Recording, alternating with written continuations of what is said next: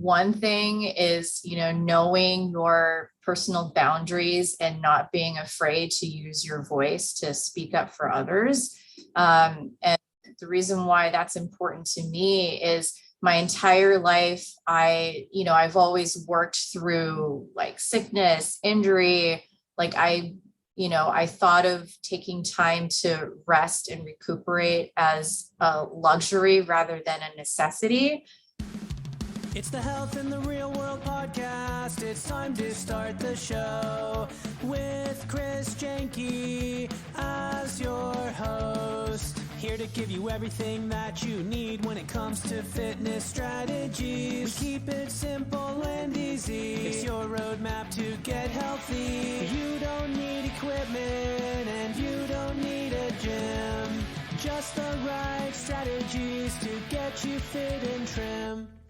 The Health in the Real World podcast is sponsored by most exercises and workouts, whether they be running, biking, elliptical, rowing machine, traditional weightlifting, or even CrossFit, do not give you a balanced workout. And when you do workouts that neglect even one area, you're out of balance, resulting in pain and injury as well.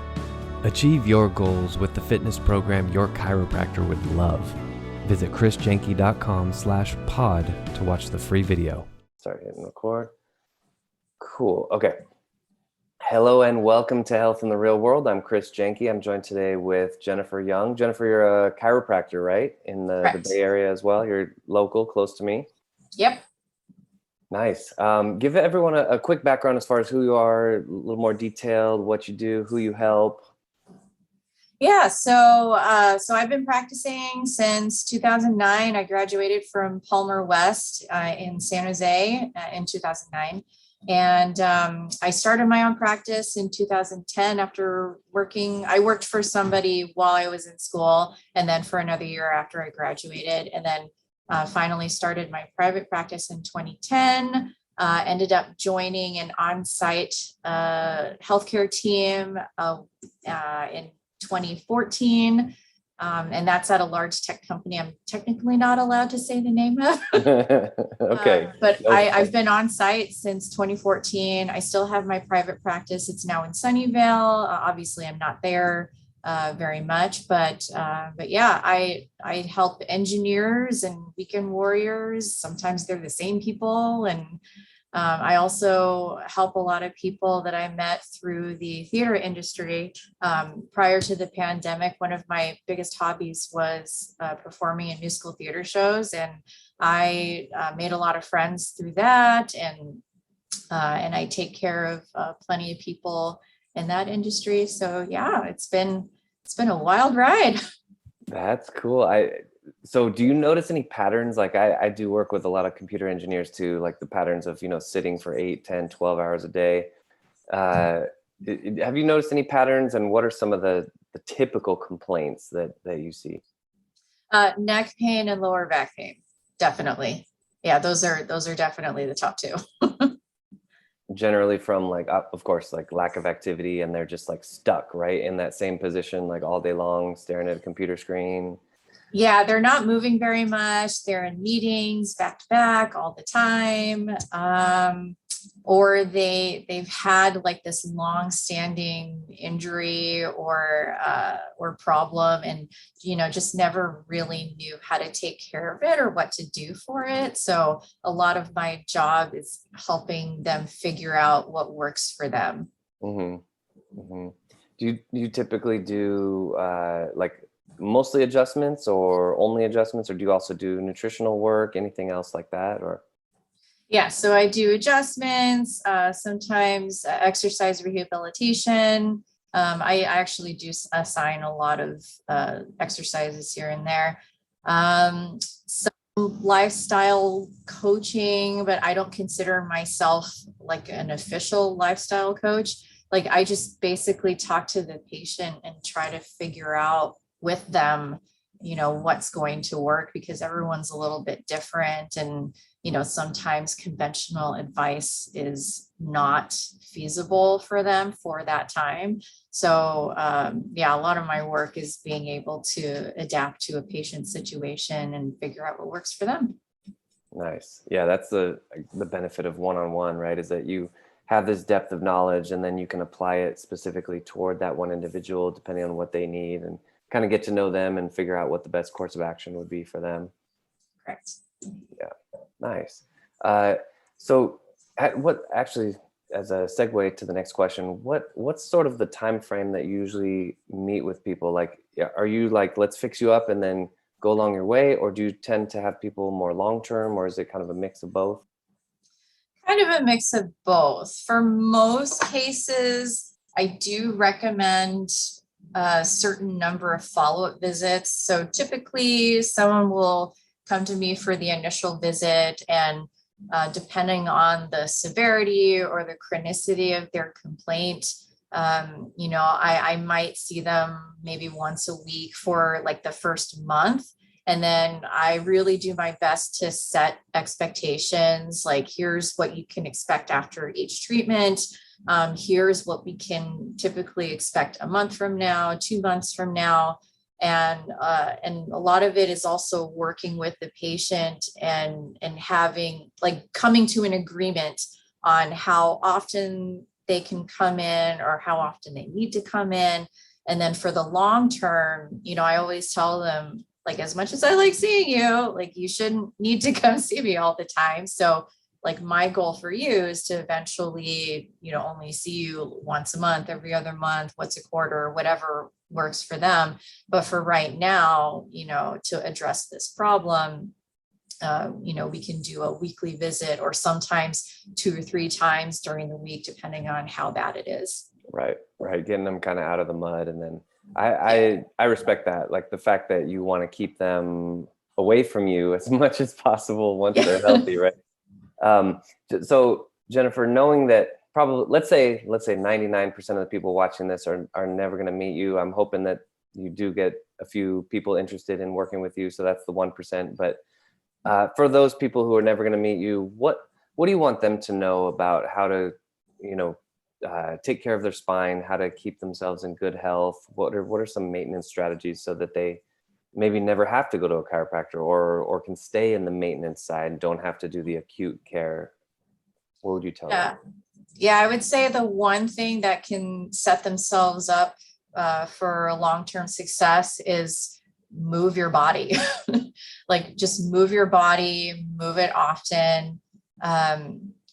Whatever form of exercise that you like to do, like, even if it's just going for a walk for 20 minutes a day, or getting up and, taking a lap around your house, movement, like, it's something that my colleagues and I say all the time, movement is medicine. We're not meant to sit for hours at a time. It's actually really exhausting. And your muscles aren't designed for that. It's actually quite a lot of work for them to do that. So if you got to change positions, you got to change positions. Like, it used to be, sitting was the new smoking, but then we found out standing all the time wasn't that much better either. So now it's a mix of both, sitting and standing. And recently, I've been hearing more from my colleagues is, the best posture is the posture you're comfortable in. And the moment it stops being comfortable, switch to a new one. And then you just keep going through that cycle until you get through your workday. It's funny how that, what you just said is just the sound of it sounds like common sense, right? Like, I have 4 little kids. My oldest is 10. And they would tell you, well, yeah, of course, if I'm not comfortable, I'm going to move, right? Like, and then we get to this point where we, trust the experts, and, well, how should I sit? And, even if that good posture is like the most uncomfortable thing in the world, people will trust the expert over their own inner kind of intuition and their own feelings. But I like that. The best posture is the one that's comfortable, easy. Yeah, that's awesome. So Jennifer, I'd like to give you a chance to go really big picture with this. So we talked a little bit about chiropractic, about visits, what that kind of looks like. And I like to end the show with a chance for you to become a motivational speaker. So let's say like a university just hired you to do a commencement speech, or maybe a corporation, the unnamed corporation that you work with has hired you to give like a keynote speech. What is your 1 to 2 minute motivational speech helping people to get the most out of life in general, like very big picture? My goodness. So I've thought about this question on and off on a number of occasions. And unfortunately, I don't have anything like new or profound. I just have pieces of advice that I've learned for myself, and hopefully that is helpful to others. One thing is, knowing your personal boundaries and not being afraid to use your voice to speak up for others. And the reason why that's important to me is my entire life, I've always worked through like sickness, injury. Like I thought of taking time to rest and recuperate as a luxury rather than a necessity. And then eventually, I think actually it wasn't even early in my career. It was when I started chiropractic school and I was working as a personal trainer. And I was working pretty much every day. And I found out very quickly that was not sustainable. So I had to, that was my first lesson in, hey, you need to not work on Sundays anymore. But yeah, like as you go out into the world and, you're building your career or building a family, whatever it is that you want to do, like just knowing where your comfortable limits are, like what you're willing to extend yourself to, that could be really empowering for you to know like, hey, like we need to take a step back here. Yeah, absolutely. That's self-care. Like you said, it's a necessity. It's not a luxury. It's something we need to do. As you know, you were a trainer and as a chiropractor, you know that the muscles repair themselves during the rest. It's not during the workout. Exactly. And, being a chiropractor, like that knowledge has expanded my mind even more because, it's not just about, the rest and recovery. It's, I don't know, what I do as a chiropractor is so much more than adjusting joints or, cracking backs as people like to call it. Like it's more than that. And what I actually do is make sure your mobility is really good or at its best that it can be so that you can go do the things that you want to do. Work at your computer, attend meetings and not be in pain all the time. Or, if you're like me, chasing your toddler around and being able to keep up and not have to, go, ouch, my back every 5 seconds. Right. Exactly. Those toddlers are vicious, man. They don't care. They run the universe. I have a 2.5-year-old and I told her the other day, like a couple weeks ago, I said, you're not the queen of the world. And she goes like this. Yes, I am. I love it. I have a feeling my son's going to say something very similar. Yeah. Once he's funny. Talking. They're a hoot though. They're so fun. They give you the motivation to want to be healthy, want to stay young, want to be, like you said, limber, mobile, pain-free. And because if you're not proactive, then they will age you prematurely. That's for sure. Yeah. Yep. Yeah. My husband and I say to each other all the time, we need to do something about this. Because our toddler definitely gives us a run for our money, and we need to keep up with him all the time. Yep, absolutely. Well, thank you again, Jennifer. Dr. Jennifer Young joining us today on Health in the Real World. I really appreciate you joining us today, and we'll be in touch. All right, thanks for having me. Thanks for listening to the